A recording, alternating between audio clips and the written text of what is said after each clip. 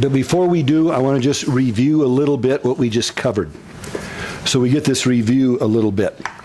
So I want you to throw up answers, okay? Just throw them up as they come.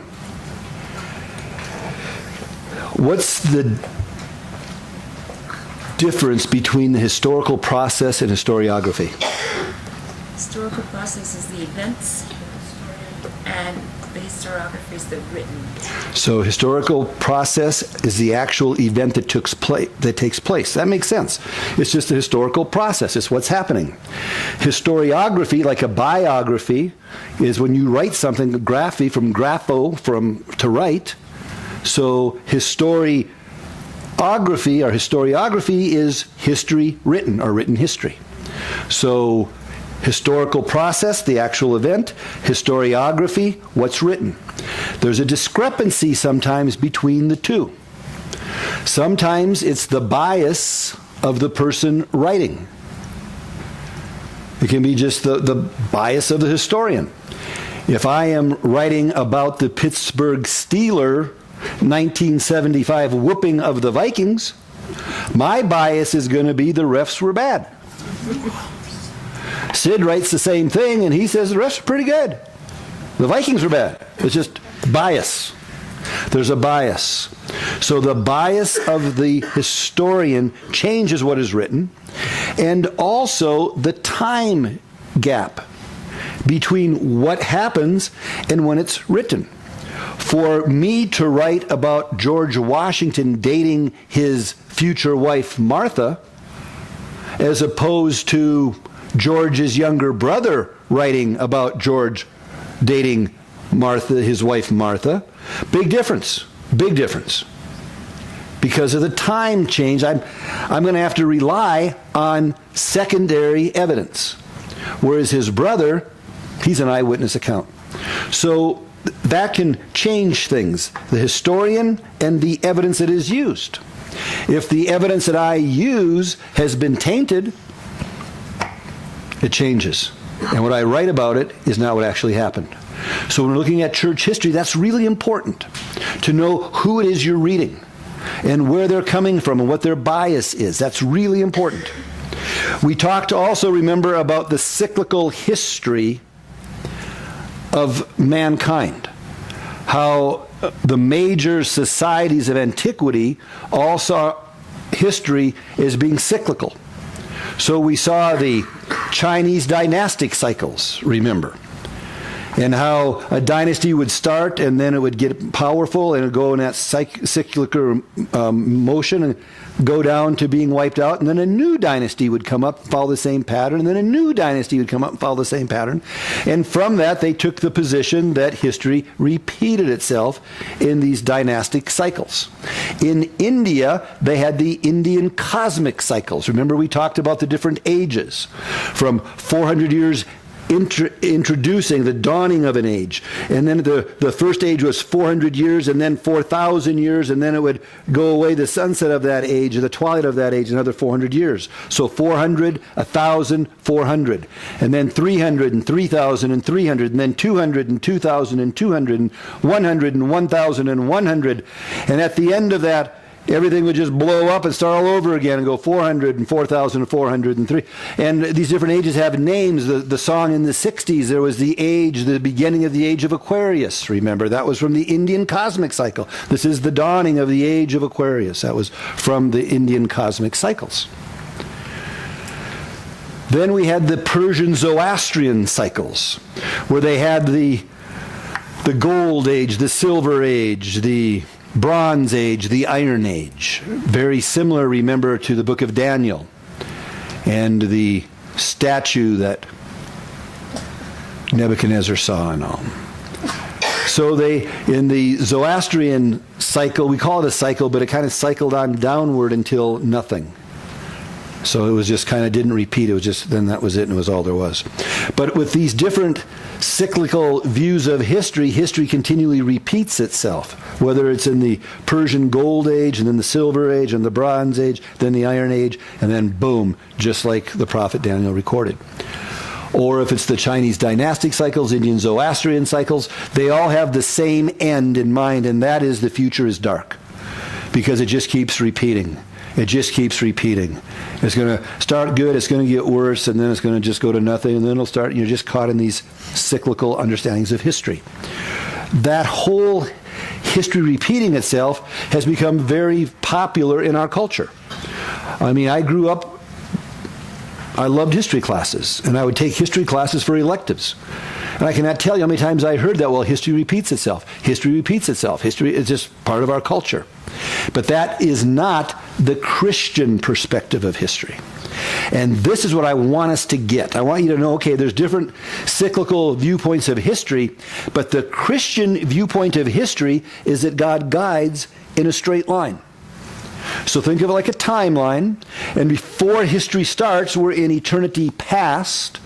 After history finishes, we'll be in eternity future, but our history is in a straight line. It does not repeat itself. It's a straight line. God has a specific end in mind. And that end will start the end times, will start with the rapture of the church, the tribulation, the second coming of Christ, the millennial reign, and going on into eternity. So that's the goal of the history of mankind from a Christian perspective. History, remember, is his, the first three letters of history, his, and then story, the last five letters of history. So history is his story, capital H on his. It's the story of God, the plan he has for us as humans. So the Christian perspective, God guides in a straight line with a very specific goal in mind, and that's where it's heading. And then God intervenes at different times in the history of man. Sometimes he'll intervene in a very big way, the incarnation, a big intervention. Incarnation, when God became man and came down, was born in Bethlehem and spent 33 years on this planet, was crucified, rose again, and ascended. There's a huge intervention. But he intervenes at different times. As we go through the history of the church, we're going to see some serious interventions that God will do in the history of his church. So we'll be looking at that. So the three components of the Christian perspective of history. God guides in a straight line, number one. Number two, with a very specific goal in mind. And number three, God intervenes at various times in history. The three components of the Christian perspective of history.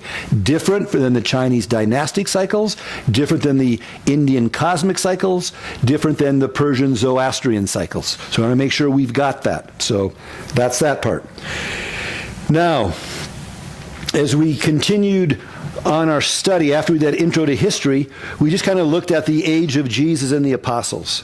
We're not going to spend too much time on that. You get that just in reading the Word. And in the church history class, we're not going to spend too much time on that, other than I want you to know the first Christian martyr, Stephen. We should know that. We should know that Jerusalem was destroyed in 70 A.D. We should know that. Those are the two big things that you want to know about the age of Jesus and the apostles. So we want to make sure we understand that. We also are going to remember there were other martyrs. James, the brother of Jesus, the patriarch, the head pastor of the Church of Jerusalem, remember, was martyred. As was Peter and Paul. So we want to know four martyrs from the age of Jesus and the apostles: Stephen, James, Peter, and Paul. And that Jerusalem was destroyed in 70 A.D. Once Jerusalem was destroyed, a split started to take place between Judaism and Christianity in a whole new way. Because now Judaism did not have their temple to offer their sacrifices in. As a result of that, as they were dispersed throughout the world, Christianity moves from Jerusalem as its center, and now for certain Antioch becomes the new center of Christianity. And Antioch starts this whole new age, the age of Catholic Christianity. Catholic means what? Universal. That's important we get that. Don't confuse the Catholic Church of 70 to 312 with the Roman Catholic Church that we're going to be starting to look at here as we get into the Christianization of the Roman Empire and into the Middle Ages and on even to today. So the Roman Catholic Church and the Catholic Church of the first 300 years are two different entities completely. The Catholic Church of the first 300 years is a universal church. The Catholic Church came from, the Roman Catholic Church came from that. The Eastern Orthodox Church came from that. The The Protestant church, if it has its roots in that, even Jehovah's Witness has its roots in that. So that is just this universal church from 70 to 312. There's just one Christian church. It's the universal Christian church. It starts with its headquarters in Jerusalem. It moves to Antioch because of persecution and then finally the destruction of Jerusalem. So Antioch becomes that center. Remember, it was the first mixed race church with Jews and Gentiles both in the church together and coexisting peacefully and all that took place from that. The church in Antioch. Antioch in Syria, up the coast, north of Jerusalem, north of Israel. As we start looking at Catholic Christianity, we see there's something very interesting there. There's a group of people, they're Gentiles now, but they like Judaism. They think it's awesome.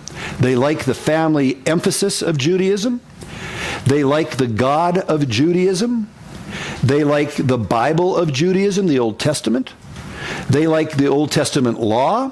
They like the dietary laws. They love Judaism. Many of them convert to Judaism. They are called proselytes. But there's another group, and this is the one you want to know. They like everything about Judaism until they say, well, okay, now you can be a Jew. We just have to get you circumcised. And they go, say what now? So I'm not doing that. No, I'm not doing that. Many of the Greeks really were abhorred with it, not because of the pain. Pain wasn't an issue for the Greeks, but it was marring their body. They took great pride in their body, and they said, I'm not going to just maim my body. No, I won't do it. The Jew said, that's fine. You can't be a proselyte. You cannot be a Jew, but you obviously revere our God. And they were called God-fearers. Tons of God-fearers, Gentile people around Judaism, and the Jews let them hang out. That's great. You're welcome here. We have the same thing, even our little fellowship, and churches all over the world do that. Many churches do that, where people who are not born-again Christians, but they like hearing about Jesus. They like the music. They like the fellowship. They like everything about Christianity. They're just not born again. So you're welcome. Come on in. And in time, we're trusting God will lead them to Christ. So the God-fearers were around Judaism. Well, that's going to be an important component because remember now, Christianity all of a sudden starts to spread in this age of Catholic Christianity. As it starts to spread, why does it spread? There's 5 reasons. You need to know these 5 reasons. This is going to be like an awesome thing for you when it comes to witnessing or in your mind. So just learn this and get it down because it doesn't change. From century to century, it doesn't change. How does Christianity spread? Number 1 is God. Number 2 is a burning conviction in the heart of the believer. Number 3, needy hearts. Needy hearts. Number 4, the needy hearts of the people you're talking to. Number 4, the love. The love that believers have one for another. And number 5 of all things is persecution. And persecution is an interesting thing. Persecution will bring people to Christ or pull people away from Christ. One of the two. Persecution is really letting everyone see what's really going on the inside. True believers are going to stay and grow stronger. Bogus believers, I gots to go. So persecution was one of the reasons, one of the 5 reasons that Christianity spread. A burning conviction of the believer. A burning conviction in the resurrection of Jesus Christ. That he truly is the Son of God and he rose from the dead. There are also reasons for this Christian persecution. 4 reasons for Christian persecution. They had different lifestyles. They were holy. They were different. Number 2, there were rumors, slanderous rumors. They were said to be cannibals because of their communion, eating the body and blood of Christ. They were saying to be perverted orgies because of the love feasts that they had and the holy kiss. So different lifestyles, number 1, slanderous rumors, number 2. Number 3, they were accused of being atheists. Accused of being atheists because they had no image in which they would go to worship. And fourthly, emperor worship. They refused to say Caesar was Lord, and because of that, they would be persecuted. Different martyrs that you should be aware of. Stephen, James, the brother of Jesus, Peter, Paul, Ignatius, the bishop of Antioch, Polycarp, the bishop of Smyrna, the Christians in Bithynia. Remember when Pliny the Younger is the first time that we see the Roman Empire prosecute Christians and persecute and actually execute them through an official mandate of the state. So the Christians of Bithynia. Bithynia is a province there. Bithynia, it's very close to Constantinople. We talked about theology, the rational thought about God. We talked about orthodox, good theology. We talked about heresy, bad theology. We talked about heretics, Marcion, Montanus, Cerinthus. We talked about Gnosticism, where they talked about the secret knowledge and that there were more than one God and God would emanate lesser gods and all. We talked about Tertullian, a brilliant man who later became a heretic because he followed Montanus. We talked about Irenaeus, writer against heresies from Gaul, the anti-Gnostic believer. We talked about the measuring rod for Scripture, canon, because Marcion was closing the Bible, getting rid of anything pro-Jewish. Montanus was adding to the Bible, saying anything I say is Scripture. They said we've got to have some kind of measuring rod, a canons. One are only two N's in canon, not three. C-A-N-O-N. So canon, the measuring rod, said for something to be included in the canon of Scripture, it had to have a direct tie to an apostle. It had to be used in the early church service, and it had to have a life-changing effect on the readers. We talked about the 12 to 15 Jewish history books called the Apocrypha, included in the Bibles, in the Old Testament canon of the liberal Jewish nations. Then we talked about the School of Alexandria and the allegorical interpretation there. We talked about Pantaleus and Clement and Origen at length last week, remember. A lot about Clement of Alexandria. We talked about the libraries in Pergamum and the library in Alexandria and all. We talked about Origen and how Origen at an early age, remember, castrated himself so as not to be distracted by any kind of young man desire. Then we looked at Decius, D-E-C-I-U-S, his 2-year horrible persecution of the church, the worst in the history of the church up to this point, in the year 249 to 251. And during that time, many of the Christians who had come to the church because it was a peace time and all, flocked away from the church when Decius said, you need to have a libellus or we'll kill you. Many of the Christians flocked to get their libellus. In fact, they had to start turning away the Christians because so many Christians were coming to worship Caesar. And to get their libellus, they had to start turning, come back tomorrow, we got too many of you here. They were called the lapsed, L-A-P-S-E-D. As we talked about in the fellowship hall, there were also the martyrs and the confessors. So we talked about that. Then all of a sudden, Decius dies, and the persecution for the next number of years, 60, 40, 50, almost 50 years, is peaceful. Christianity is just booming again, and the people who got the libellus now want to come back into church. And that caused the problem, and we talked about Cyprian, Novatus, Novatian, and Stephen. We just got done talking about that. You should all have that. And that's where we are coming into now. So everybody's kind of got that? I know there's a lot in the book, a lot in your notes. That's what you should know. That's the skeletal framework. All the rest of the stuff, if it's interesting, learn it. But this is the stuff you'll be quizzed and tested on. I don't want you to just get buried in all the numbers and dates and everything. That's what you need to know. Okay? So everything we covered there, pretty much you followed, tracked, got that? So don't go crazy on the rest of the stuff. If you liked it, get it, great, but make sure you know that. Now we get into the year 312, all the way up to 590. We'll be there for 3 weeks. It's going to be the age of the Christian Empire. And Constantine, he is the big guy. Very controversial, guys. He's a different guy. We're not going to spend a lot of time on him tonight. He's controversial because he does a lot of things from his position that transitions from this period of Catholic Christianity where Christians are being martyred and killed, and all of a sudden some guy comes to power and says, kill the Christians, and they all get killed. Well, Constantine comes on the scene, and he kind of transitions now from that time of Catholic Christianity where persecutions come and go in little pockets, and towards the end of it universally, and he transitions it to a time when Christianity is accepted, and then not only accepted, it is expected. And within 100 years, it gets to the point where if you're not a Christian, the Christians will kill you.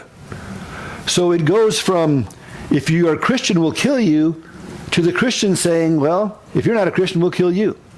Which is very typical. It's just the human nature, how we do that. If we're treated wrongly, we have an opportunity, we tend to strike back, and that's what happens here. So, we take a look now at the age of the Christian Empire. The Christianization of the Roman Empire. What's interesting about this, at first it says, this is going to be awesome, but there's always a price to pay. And the price here during this time is going to be that the imperial emperors start to meddle into the affairs of the church. So separation of church and state, hardly at all. It's going to be just the opposite we're going to see. Well, how did this come about? How did they go from martyrdom to spiritual leadership just like that?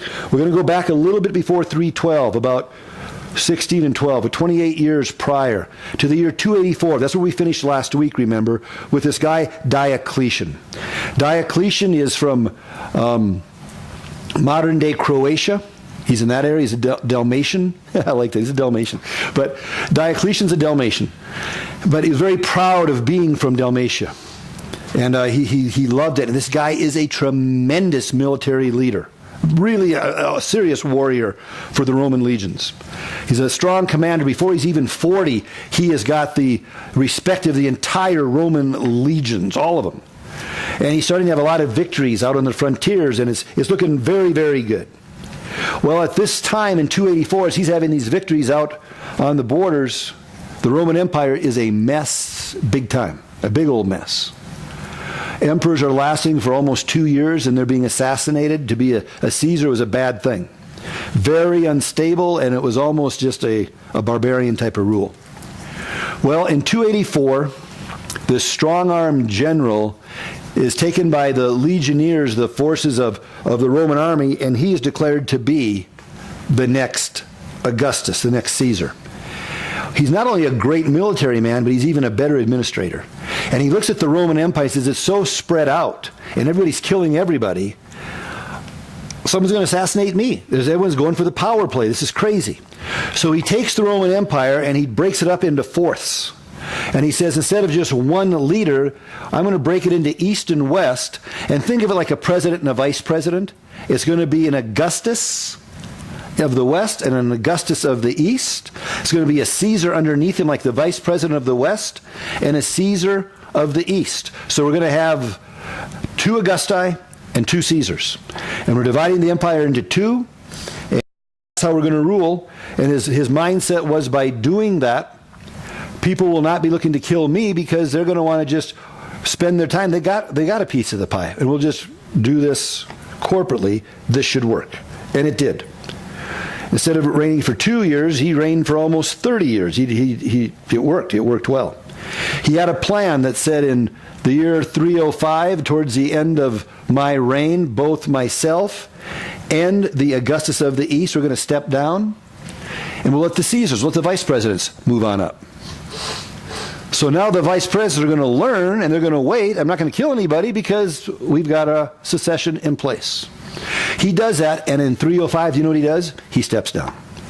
But something really crazy. He tolerated Christians all this time.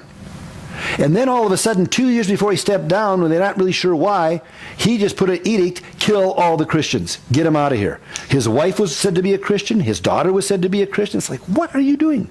But he just took everybody out. And Christians were being persecuted all over the place. Well, that went on for 2 years. It was even worse than the Decius persecution of 250. It goes on for 2 years. He steps down. He passes the torch to a guy named Constantius Chlorus.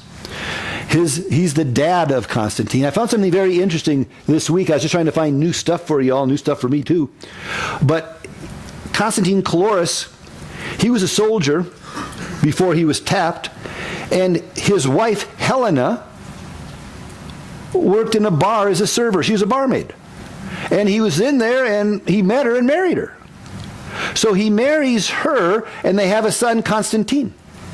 But now he is chosen by Diocletian to be his vice president, to be his Caesar. And they said, Constantine Chlorus, you need a wife with better pedigree than that for the position you're in. You can't be married to this barmaid. So he sent Helena and Constantine to a place near what eventually is going to become Constantinople, to Nicomedia. They're there for a while, and he marries another lady who's got the pedigree. Who is it? It's the daughter of the Augustus of the East, Maximian. So now he's married to his daughter, so he's got some pedigree, so to speak, but his oldest son is Constantine. And Constantine is a brilliant warrior.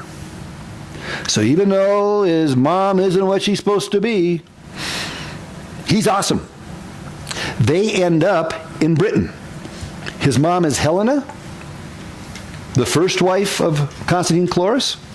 Guess what she goes and does? She becomes a Christian.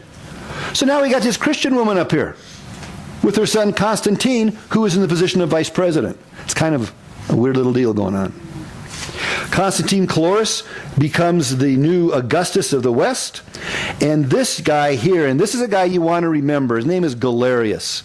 Galerius, oh man. Galerius was born in all places, Sofia, Bulgaria, which to me is like, what? He is like the worst dude in history, and he's born in Sofia. It's like, that's my city, man. I love Sofia. He's born in Sofia. He dies in Sofia. He's a Bulgarian. And Galerius becomes the new Augustus of the East. So we got this split, Rome to the west, everything else to the east, basically. Alexandria's in the east, Jerusalem's in the east, Antioch's in the east, everything's in the east. Well, here's this split now, and Galerius is over the east. Well, he sees what Diocletian's been doing with this, persecuting the Christians, and it just, man, he gets a bloodthirst for Christian blood. And he says, let's step this up. Let's completely eradicate the Christians. Any Christian, anybody has, it's open season on Christians. Kill them. I don't care who you are, just kill the Christians. Constantine Chlorus goes, that's kind of crazy. My Helen has become a Christian. We got to calm down. So in the West, there was none of this persecution. He got real soft on the Christians. But the East, really tough on the Christians. And Galerius went nuts on it. He went crazy for quite some time. So he's there. We've got Constantine Chlorus. He takes Constantine from his first marriage to Helena. I think that was the woman he loved. He had the political marriage. He loved Helena. And he takes that son, Constantine, and says, you're going to be my vice president. You're going to be my Caesar. Up here in Britain with your mom. So they're in the West, father, son. Over here we got Galerius, and underneath Galerius, his vice president, he's no dummy. He says, I'm going to take Maxentius. He stepped down at the same time. I'm going to take Maxentius' son. Or Maximin's son, Maxentius. So Maximian has a son, Maxentius. Galerius says, I'm taking Maxentius. You're my vice president because he put me here. I'm putting his son. Just politics. So there we go. So now we got Galerius in the east, and he is executing Christians and killing Christians, open season on Christians, cheering the killing of Christians. He is going complete bloodthirst on Christians. Guess what happens to Galerius? I read a long article that was just published in 2015. It was so interesting. And it was written by a bunch of doctors. They had to be med school folks doing some kind of research.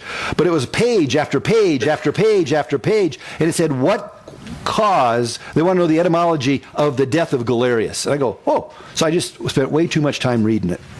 And it was really interesting. They tend to think because he was the emperor, he was the Augustus of the East, he was a big dude, they've got a high position, they've got all this documentation of the symptoms. So they looked at all the symptoms, and they tend to believe that he probably had a pre-existing or a pre-conditioned diabetes of some kind that led to a whole lot of circulatory problems down below. And they had some diseases. I don't even know the names of them. I'm not going to try and impress you with them, whatever they are. Who knows? Bottom line, they believe it was a venereal disease that spread, that he was predisposed to it because of his diabetes. And then it got into his stomach, his peritoneal cavity. And it came up from there, and he had these open sores, and his body literally opened up. They had this description of it. Maggots got into it. Maggots started eating him. And it was not a medical treatment. Sometimes they'd use maggots to treat things on the skin. This was not. These were maggots on the inside. And just because of the conditions of the day, and he was literally being eaten to death. He had gangrene, the way it sounds. They said the aroma of his body you could smell outside of the palace. He was a mess, in tremendous pain, and it lasted for weeks. 1 week before his death, Galerius does something which is very interesting. He issued a toleration edict for Christians.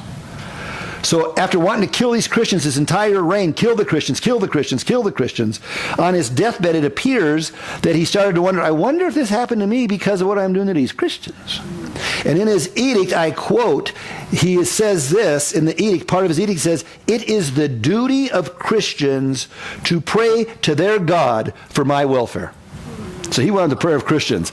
And isn't that funny? Galerius did that. You ever had that happen to you? People who mock you, tell you you're crazy for being a Christian, and all of a sudden someone in their family or themselves get a terminal cancer or some kind of health issue, and guess whose phone rings? Please pray for me. All your life they have mocked you and said what an idiot you are for being a Christian. But when death comes knocking at the door, by the way, please pray for me. Galerius does that. Isn't that something? Galerius, a Bulgarian. I just find it interesting. He's from Sofia. Connie and I are going to Sofia here in a month and 2 days, 3 days, and I'm going to be teaching a church history course over there in their school. You think I'm not going to hit Galerius really hard on these guys? Let me tell you about these Bulgarians, guys. But it'll be fun. I'm going to have fun with the Bulgarians on that. That's going to be awesome. But at any rate, Galerius, he dies a week later, and there he goes. When he dies, as soon after, Constantius Chlorus dies. So now we've got the two new vice presidents coming up. Maxentius, that's one you want to know. The head of the East. And Constantine, for certain you want to know Constantine. If there's one name you want to know from 312 to 590, Constantine is the name. Constantine comes down from Britain, comes across the Alps. Maxentius is over in Rome saying, here I am. Maxentius is ready to go after Constantine. He's got this huge army. One that I read today said his army is almost 200,000 foot soldiers. So he has a big army. Constantine has 78,000 foot soldiers. So he's outnumbered 2 to 1. More than 2 to 1. Constantine comes across the Alps. They're getting ready to meet just north of Rome, right at the Tiber River. The night before the battle, Constantine looks up in the sky and he sees, and some say it's during the day, so you get different accounts of this. But he looks up and he sees the image of a cross. He knows the cross from his mom. His mom's a Christian lady. He knows the Christian religion. And he sees the cross and he hears, in this sign, conquer. And he calls his 78,000 men with all their generals and leaders, says, guys, everybody, put the sign of the cross on anything you got. Put it on your shields. Put it on, you've got any armor on your horses, put it on your horses. We are going into battle with the sign of the cross. And they met just outside of Rome against Maxentius' much stronger army on a bridge. Cannot think of the name of that bridge for the life of me. Milvian, Milvian Bridge. If you ever belong to a fraternity, they have the secret handshake that tells you that you're a brother, you know. Well, if you're truly part of our church history class, that's the secret. What's the name of the bridge where Constantine defeated Maxentius? If they've ever been part of this class, any year, they're going to know it's the Milvian Bridge. They'll know that. I promise you they'll know that. They might not remember that Paul was an apostle, but they will remember the Milvian Bridge. I guarantee you. They'll remember the Milvian Bridge. It's going to be on every quiz from here on out. Extra bonus point on every quiz, on every test. what's the name of the bridge where Constantine defeated Maxentius? And you're going to say, Milvian Bridge. It's got to be spelled correctly, though. Milvian. If you forget the I, it doesn't count. So Milvian Bridge. Got to know that one. So he's there. He completely destroys Maxentius' much greater army, and all of a sudden, bam, Constantine's the man. He is the guy. Well, what Constantine does, interestingly enough, is he says, well, this proves that my mom's religion is superior. This shows you that Jesus is more powerful than any Roman god. The next year, in 313, he gives something called the Edict of Milan. Milan is a town in northern Europe, Milan. And while he is there, he issues an edict, and in the edict he says Christianity is legal. It's a legal religion throughout the empire. So just like that, Christians went from hiding in the catacombs to being legalized. It was okay. Now, it's interesting because the question has been here since I've been studying church history, and no one seems to really know. But the question is, was Constantine truly a Christian? Or did he just use his mother's religion to unite the empire and to get people fired up? After he took over the empire now, as a Christian emperor, he conspired, he murdered, even killed his oldest son, who was a threat to the throne. He kept the imperial title, but yet he favored Christianity openly. He abolished crucifixion, no more crucifixion. He stopped the gladiator battles where men were killing each other. He made Sunday a public holiday. But as you go and read what Constantine says, you see that he was a very firm follower of the unconquerable sun, S-U-N, and Saturnalia and all. And he said, the name of the day, Sunday, named after the unconquerable sun, S-U-N, should not be a day when there are people in court arguing about what is right and what is wrong. It should be a day of rest, not a day of worship. It should be a day of rest. So Sunday became a day of rest. He did raise his kids as Christians if he didn't kill them. And he led a Christian family life. Kinda. Just before he died, he called a good friend of his, Eusebius, not Eusebius a historian, not Eusebius from Caesarea, but Eusebius from Nicomedia, right outside of Istanbul, modern-day Istanbul. And he called that pastor over and he said, I'm dying, baptize me. Remember we said last week that a lot of times people wouldn't get baptized till just before they died, so they would not have to repent of the sin they were doing all their life because they weren't baptized believers yet. Then they get baptized before they die and then they'd be okay. He did that. So he got baptized right before he died on his deathbed. Once he was baptized, he stopped dressing the way he dressed. He was very flashy. He dressed like an Eastern emperor. He would dress in silver, so the sun would hit his robes and whoosh, shine off. He'd have the big crowns. Constantine was all about the bling. Once he got baptized, he wore nothing but white robes for a couple weeks, and then he died. So did he get converted at the end of his life? Maybe. Was he a Christian who was just into the world? Maybe. We don't know. We don't know. But he did bring Christianity into the empire. Now, the downside is, before his, in quote, conversion, the church consisted of sold-out believers who were ready to die for their faith. Many of them did. After his conversion, the church consisted of a lot of folks who were not into Jesus at all. His conversion being his baptism? No, when he first said, I'm a Christian, beforehand. So right when he came and he took over the empire, right there, thank you, good clarification. When he took over the empire, everybody became a Christian.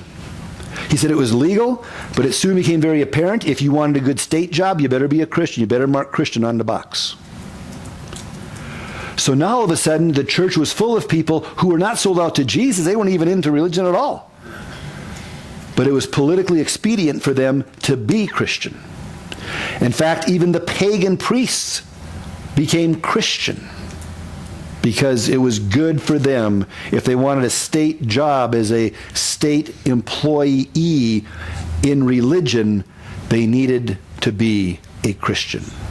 So they were Christian in name, but they brought in other things. An example, obviously, one of the examples of secularization of the church was Christians. It was at this time, Christians started to celebrate the birth of Jesus. And they had to pick a date, so they picked a date that was already being celebrated in the pagan religions, and that was the celebration of the unconquerable sun, the winter solstice. So they said, what we're going to do is we're going to celebrate the birth of our unconquerable S-O-N during the celebration of the unconquerable S-U-N. So they said, we will celebrate, we'll have a big mass for the Messiah, a Messiah mass. And we'll have it on December 25th, the peak of the celebration of the unconquerable sun. Because in the pagan worship of the unconquerable sun, what they were saying is the days are getting longer now. And remember that we're going to bring evergreen trees that are green out, we're going to bring them into the house and decorate them as a reminder that the days are getting longer. And we're going to exchange gifts. We're going to do that. And we're going to celebrate it, and we're going to call this the Messiah Mass, or the Christ, the Anointed Mass, the Christ Mass, or we call today Christmas. Christmas starts here. No, I'm not one of these guys who say, therefore, don't bring a tree in because that's a sign of pain. I'm not saying that. I'm not saying don't celebrate Christmas. Celebrate Christmas. Traditions are cool. If you want to have a tree in your house, have a tree in your house. There's a verse in Jeremiah that says that people would bring a tree in and fall down and worship it. And how that was a pagan practice and idolatry. And I've had very fired up believers come to me and say, see, that's what we're doing at Christmas. We're bringing this tree in and worshiping this tree. And I'm going, no, calm down. Because if that's what's going on, then we're having a huge revival right around January 3rd to the 5th when we take this idol and throw it out in the garbage. So we're not worshiping the tree. It's nostalgic. If you want a tree, have a tree. If you don't want a tree, don't have a tree. Just relax on that. Relax on that. What year was this festival? This was in around 313 to 320. Right in there is when it started to take place like that. So, the Edict of Milan, Christianity is legal, and now Christianity is being married with the culture, with the government. What's interesting, Constantine does not unite the empire right away. Remember, he has this, well, he didn't tell, he has a brother-in-law. Constantine's wife's brother. And Which wife? Not Chloris, no, Constantine. Oh, sorry. Constantine. So his brother-in-law, his name is Licinius. Now Licinius takes the eastern part of the empire. Constantine says, I'll take the west. And for 10 years, these two brothers-in-law have these very uneasy treaties where they're like, it's going to happen. You know it's going to happen. They're not getting along. There is an issue over power. And sure enough, in 324, the Battle of Chrysopolis takes place. Not important. That's just what it's called. Constantine does what we would think he would do. Do you think he might bring a cross into that battle? Oh, yeah. Well, he brings a big cross. Not a cross. He brings a cross. It takes 50 of his men to carry it into battle. So it's a big old cross. And he says, we're going in with the cross, man. And they go in and they just completely destroy his brother-in-law. And Constantine in 324 now unites the empire. At that point, to celebrate his victory, and that's just background for this. This is what you want to know. All that stuff is just a story to set the stage. But this is important. He defeats his brother-in-law, Licinius, and he says, we're going to celebrate. Licinius' stronghold was in Byzantium. Byzantium is right between the Black Sea and the Aegean Sea. And there's a Bosphorus right there, this little opening, and it connects Asia and Europe right there. It's a tremendous stronghold. That was Licinius' headquarters. That was his stronghold. So Constantine says, I'm moving the capital of the Roman Empire from Rome. I'm going to move it over here to his stronghold, and I'm going to do a serious rebuilding program over here. And we're going to make this city rock. And we're going to make bridges all over this Bosphorus. It's going to be beautiful. We're going to build some of the best temples for Christ ever seen. It's going to be a Christian city, a Christian capital. And it's no longer going to be called Byzantium.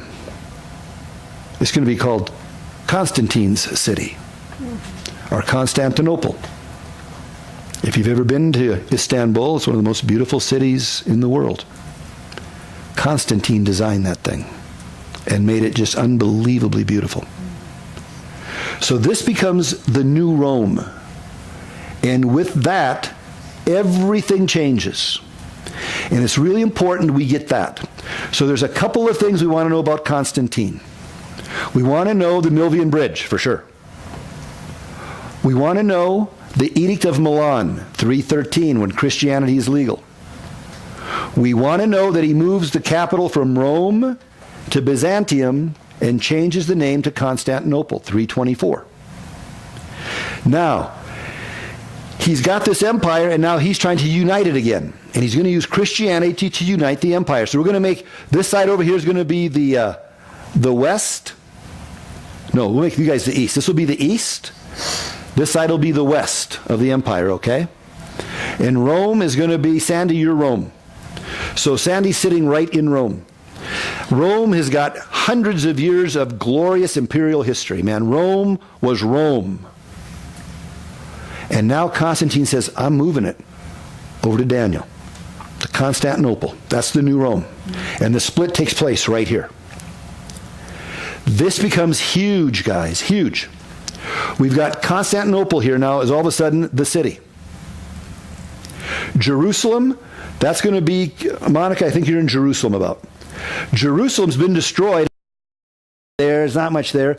It's given an honorary position by the church because it's Jerusalem. Antioch, Ken, you're Antioch on a map. We're looking from the north now. We've got Istanbul, or Constantinople. We've got Antioch.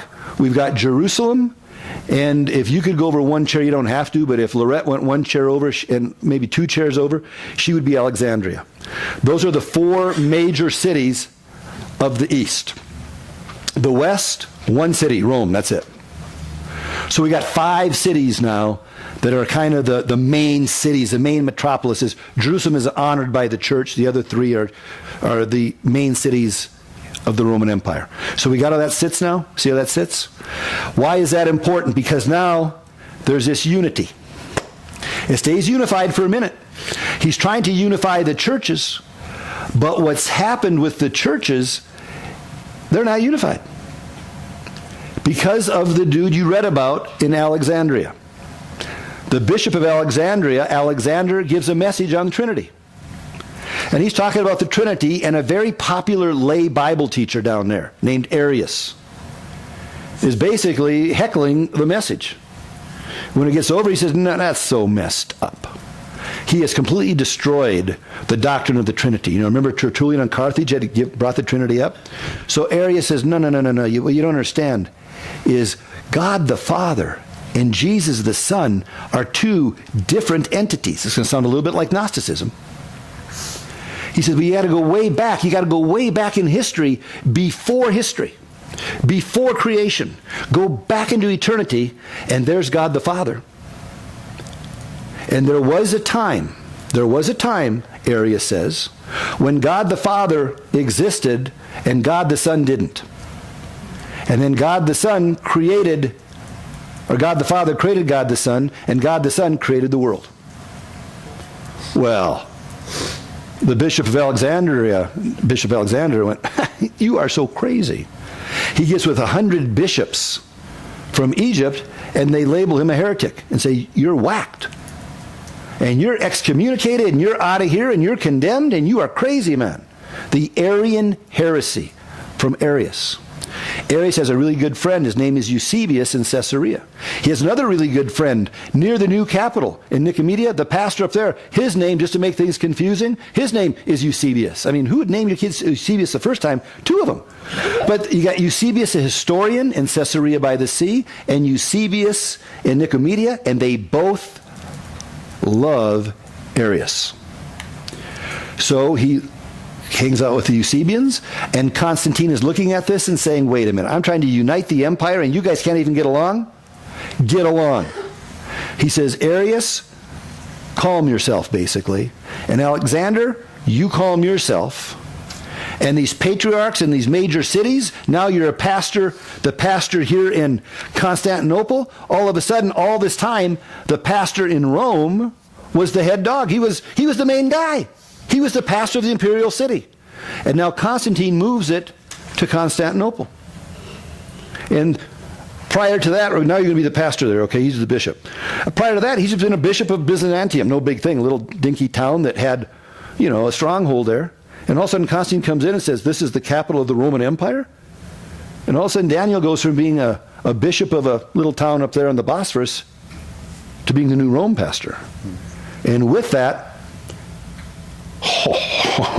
major, he becomes the man in Christianity. What do you think the pastor in Rome is thinking? What just happened? What just happened is right. I'm the pastor of Rome. And Daniel said, excuse me, this is the capital of the Roman Empire. This is Constantinople.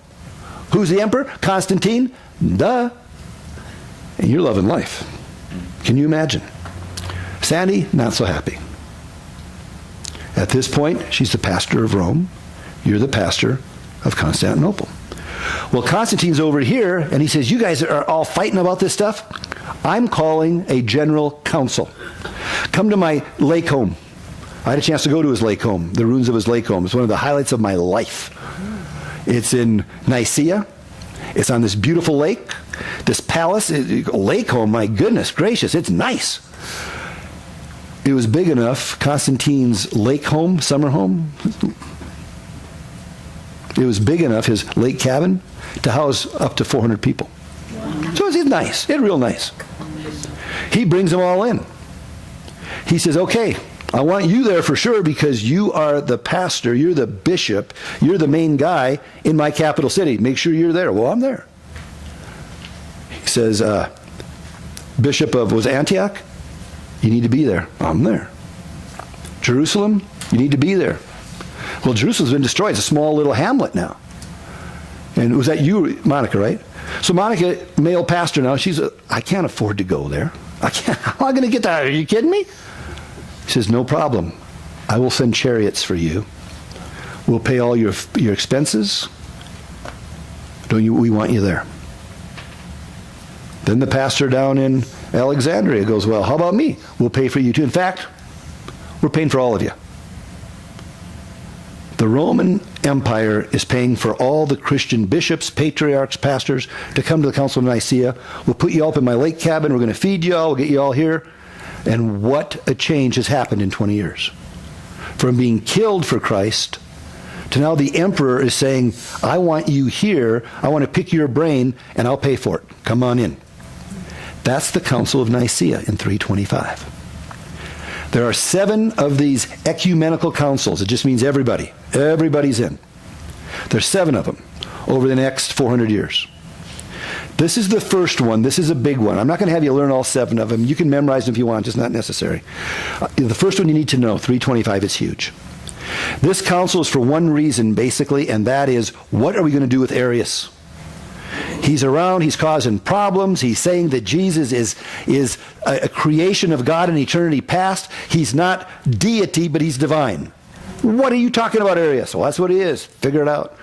And he was real good at marketing.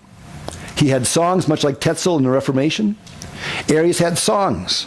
And he'd have songs with his doctrine, and people were singing his songs, and he had followers, and it was like, this is out of hand. Get in here. Constantine calls them all together, and he says, figure it out, guys. We got to get this figured out right now. I paid for you to get here. Fix this. And there's 3 schools. You have to know about the 3 schools. Just know them. Arius comes in with his position. Then a young kid, 22 years old, shows up, Athanasius, from Alexandria. And Athanasius says, no. Jesus is fully God and fully man. He takes what eventually became the Christian position on Jesus. Eusebius in Caesarea says, can't we just all get along? Can't we just work this thing out somehow? Come on, you guys. We don't need to be all crazy here. Athanasius is standing up and calling Arius a heretic. 22-year-old guy going nuts. We had a young Athanasius up in Santa Fe years ago who would stand up and go nuts like that. Any kind of heresy, just call it out. That's Athanasius. Arius is a little bit older, smooth, Brilliant? He goes, no, I'm sticking to my guns. Eusebius, the historian, says, I think we can get a compromise here. And they come up with a compromise at first. It doesn't last. They eventually go to Athanasius' place. But they come up with a creed. It's called the Nicene Creed. When you hear the Nicene Creed in churches, that came about in 325, where it says that Jesus is the same substance, the same nature, the same essence as the Father. He is not a created being. He was begotten from the Father. There was never a time when the Father was and Jesus wasn't. They coexisted. They're co-equal. They're God. Well, 325, the Council of Nicaea comes up with that.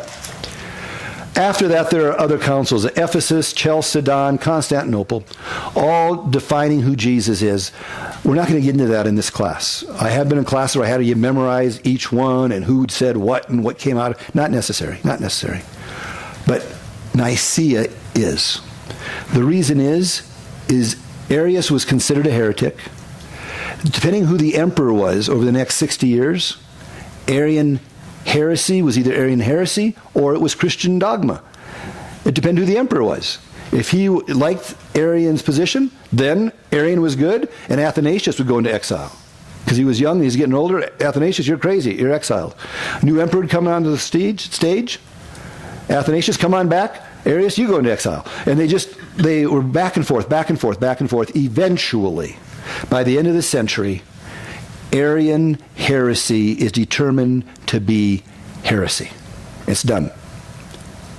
The crazy thing is, Arian heresy is still alive and well today. And that's why I spent so much time on this, because Arians still come to your door under the guise of Jehovah's Witness. Jehovah's Witnesses are modern day Arian heresies. That's heretics. That's what it is. Jehovah's Witness and the Arian heresy, it's one and the same thing. That's why the Jehovah's Witnesses have a different Bible. And that's why they want to have you use a New World Translation, their translation, because their Bible changes some of the key passages in Scripture, just a word or two. John 1 is the most famous one. In the beginning was the Word, and the Word was with God, and the Word was... That's not what their translation says. It says the Word was a God. Just put a little a there, that's all. Now, I am not a Greek scholar, David. I'm not. I've taken Greek for 2 years. 1 year here, and I told you before a year, I don't remember any of it. I'm not a Greek scholar. I know enough Greek to be able to look at the original manuscript and to see if there's an alpha there or anything that should point to an article being there in the original Greek. It's not there. It's not there. They quote the man who did the translation as this Greek scholar. People have gone to him and said, why would you put that there? It's not there. So I didn't put that there. I didn't do it. Yet they will adhere to that Bible. And the Word was God? No. The Word was a God.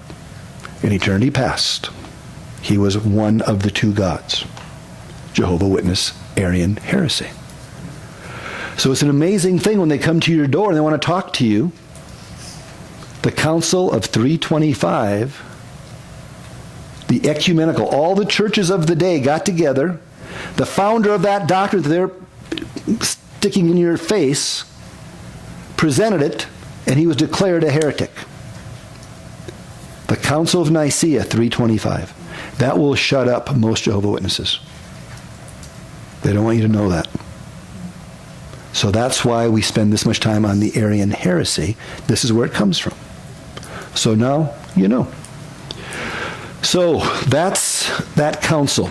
There is so much more, and it's 9 o'clock, so we're going to quit. But next week we're going to cover a little bit more and keep on going. And we're going to read the next 3 chapters for next week. And we'll pick it up. All we're going to do for next week is I'm going to hit... Did the book have something about the Thessalonian massacre? Was it in the book? About the 7,000 people in Thessalonica killed for the chariot, the homosexual charioteer that Was arrested. That was in the book. Yeah, I thought it was in the book. We're going to get into that, but the book doesn't tell you is that Bishop Ambrose, what he did exactly to bring the emperor of the Roman Empire to his knees publicly. And we're going to learn about a very powerful tool that the church discovered with Bishop Ambrose. Bishop Ambrose in Milan becomes a major pastor, and it's going to be his ministry that brings about the greatest mind of Christianity, Augustine. What a weird voice that is. And then he's going to, that's a weird voice you got on that machine, Rose.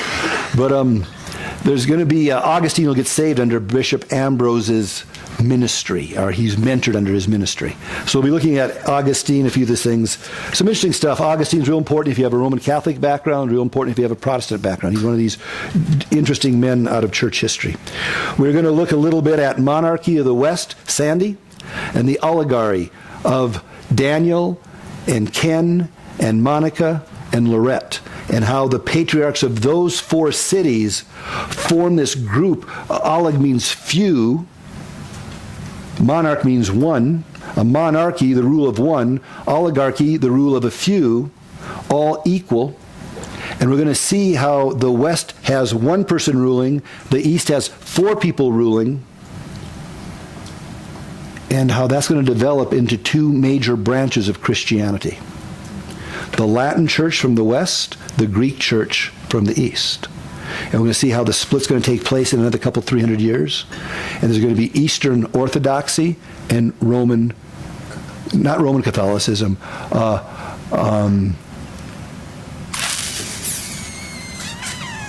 Eastern Orthodoxy and Catholicism. I lost my word. Isn't that something? Getting old really stinks. Catholicism. Leave it at that for now. It's not Roman yet. But we're going to see how these two branches split, why they split, and what takes place over here, what takes place over here, and it's so stinking interesting, you're not even going to believe it. You're not even going to believe it. As Protestants, most of us Protestants, we're from Sandy. So the Catholic Church will become the Roman Catholic Church. Then there will be a number of branches off of Roman Catholicism. We're going to be looking at that in the 16th century.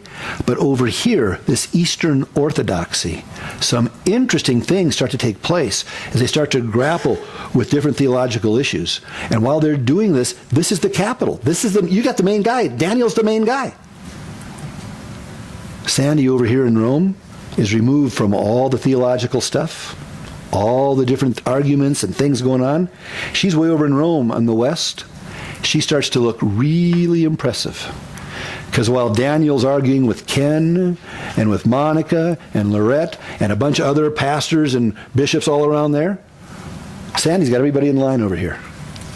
And it's just one. It's old Rome. It's old Rome. It's the capital of old Rome, man. And whatever she says, that's it. So she sends her delegates over to Constantinople.